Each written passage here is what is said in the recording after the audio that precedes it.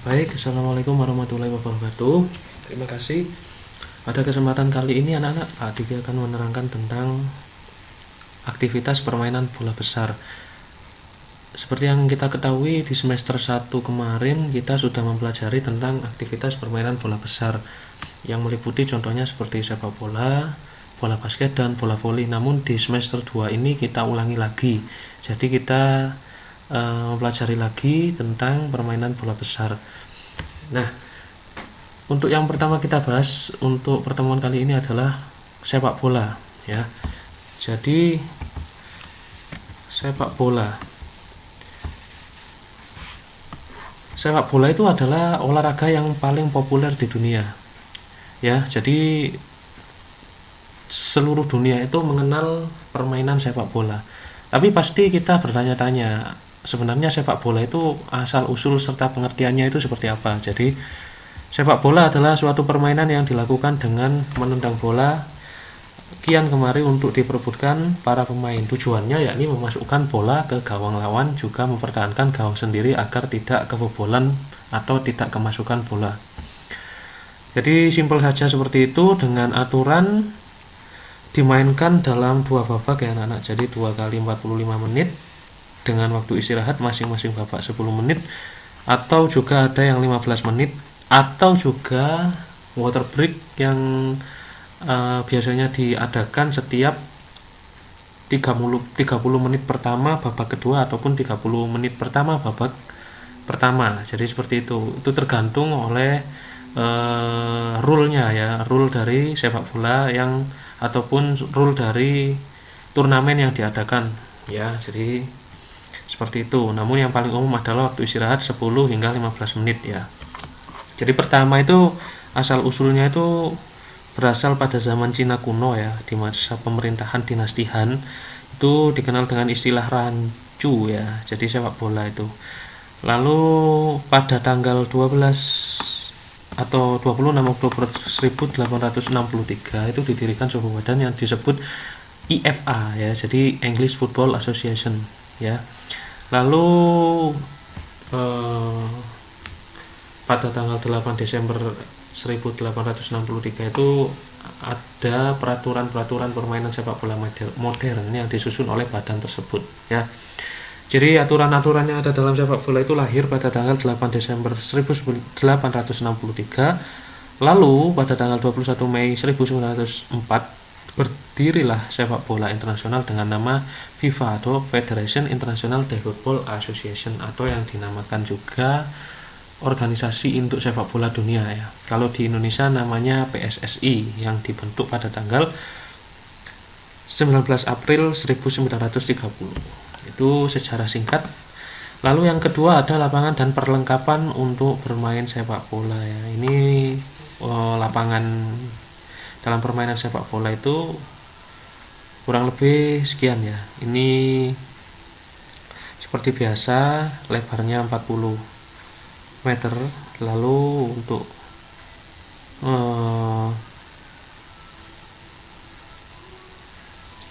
panjang lapangan bolanya itu 120 meter ya. Di masing-masing itu ada gawang ya. Jadi satu untuk musuh dan satu untuk kita sendiri. Lalu di sini ada garis tengah, titik tengah ya, seperti ini. Setelah itu yang kedua ada yang namanya bola ya. Ini perlengkapan yang paling utama. Jadi bola ini harus ada. Kenapa? Karena kalau tidak ada bola ya kita memainkan sepak bola memakai apa gitu ya anak-anak. Jadi bola itu terbuat dari bahan karet, lalu dengan berat berkisar antara 410 hingga 450 gram, dengan keliling bola 68 hingga 70 cm, dan tekanan udara yang berkisar antara 0,60 hingga 1,1 atmosfer. Ini adalah takaran ataupun standar ya, standar bola dalam atau di dunia ya. Jadi ini semua perlombaan sepak bola menggunakan rincian bola sebagai berikut itu tadi. Baik, setelah itu ada yang namanya gerak spesifik permainan sepak bola ya. Jadi gerak spesifik permainan sepak bola itu dapat dikelompokkan menjadi yang pertama menciptakan skor, baik itu passing, kontrol bola, dan tendangan ke gawang, dan mendukung pembawa bola atau supporting. Lalu yang kedua ada mencegah skor atau mengenal lawan atau mengawal, maksud saya mengawal lawan atau marking, dan merebut bola. Dan yang ketiga memulai permainan, yaitu memulai permainan bisa lemparan ke dalam, tendangan pojok atau tendangan penjuru, dan tendangan bebas. Nah, kurang lebih seperti itu. Nah, untuk cara bermain sepak bola sendiri, yang pertama adalah jumlah pemain 12 orang dan masing-masing 6 pemain untuk satu tim. Ini untuk yang dimodifikasi. Yang paling lazim adalah jumlah pemainnya 11 orang ya untuk masing-masing tim, dan untuk cadangannya bisa berkisar antara 10 hingga 11 pemain begitu ya. Untuk yang lain standar saja, pada garis lapangan dipasang gawang atau tiang bendera kecil. Lapangan yang dapat digunakan adalah lapangan basket atau voli yang memiliki garis tengah. Ini yang dimodifikasi ya anak-anak, jadi seperti itu. Lalu untuk yang selanjutnya ada gerak spesifik menendang bola. Lalu untuk menendang bola sendiri dibedakan menjadi beberapa anak. Yang pertama ada menendang dengan menggunakan kaki bagian dalam seperti pada gambar 1.3. Pelaksanaannya bisa dibaca di LKS masing-masing. Lalu ada yang menggunakan punggung kaki seperti gambar 1.4 seperti ini, menggunakan punggung kaki ya seperti ini. Lalu ada menggunakan punggung kaki bagian dalam seperti gambar 1.5 seperti ini, untuk menendang dengan menggunakan bola dengan menggunakan punggung kaki maksud saya. Lalu ada yang nomor 4 dengan menggunakan punggung kaki bagian luar. Jadi di sini ya, ini di bagian luar atau yang dinamakan dengan punggung kaki gitu. Lalu untuk menghentikan bola itu bisa menggunakan kaki bagian dalam seperti ini. Lalu ada juga yang dengan kura-kura kaki. Kura-kura kaki ini seperti ini di tengah-tengah ini ya.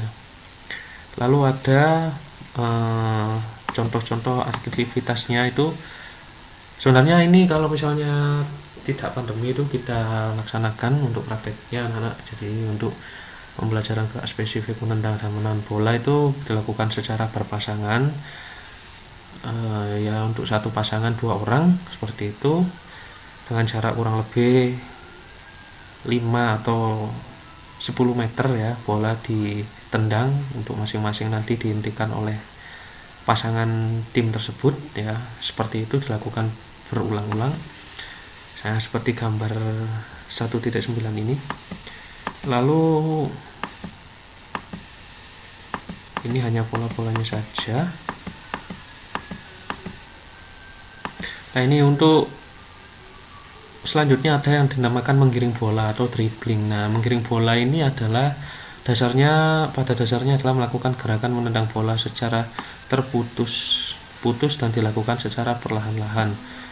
Bisa dilakukan dengan kaki bagian dalam, punggung kaki, serta kaki bagian luar. Tujuannya apa anak-anak? Untuk melewati lawan dan mengecoh lawan agar bisa menembus daerah pertahanan lawan dan membuat gol atau mencetak gol begitu.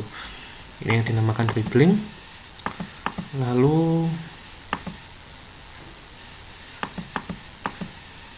untuk selanjutnya simpel saja, kita hanya melakukan latihan dribbling dengan pola-pola latihan melewati bendera yang dipasang zigzag ataupun melewati bendera yang dipasang tanpa zigzag begitu ya. Nah, ini untuk sepak bola kurang lebih seperti itu. Dan ada lagi satu aturan di dalam sepak bola, yakni tidak boleh menggunakan tangan ya. Jadi apabila menggunakan tangan dengan sengaja itu akan dikenai hukuman. Biasanya kalau di area luar kotak penalti itu diberikan hukuman kartu kuning. Kalau di dalam kotak penalti ataupun misalnya dalam situasi one on one dan kiper sudah tidak ada di tempat, namun ada pemain yang menjaga selain non kiper, dan saat bola akan masuk ke gawang ya, itu dilindungi dengan menggunakan tangan, itu langsung dikenai hukuman kartu merah begitu dan mendapatkan penalti, hukuman penalti. Baik, untuk sepak bola bisa dibaca di LKS masing-masing. Ini berlaku untuk anak kelas 1 dan anak kelas 3 atau anak kelas 7 dan anak kelas 9, dengan tugas untuk pertemuan kali ini, yakni ini tugasnya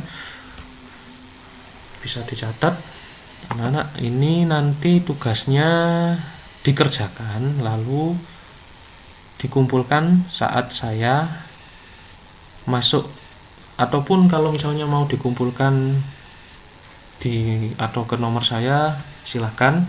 Ini nomor handphone WA saya.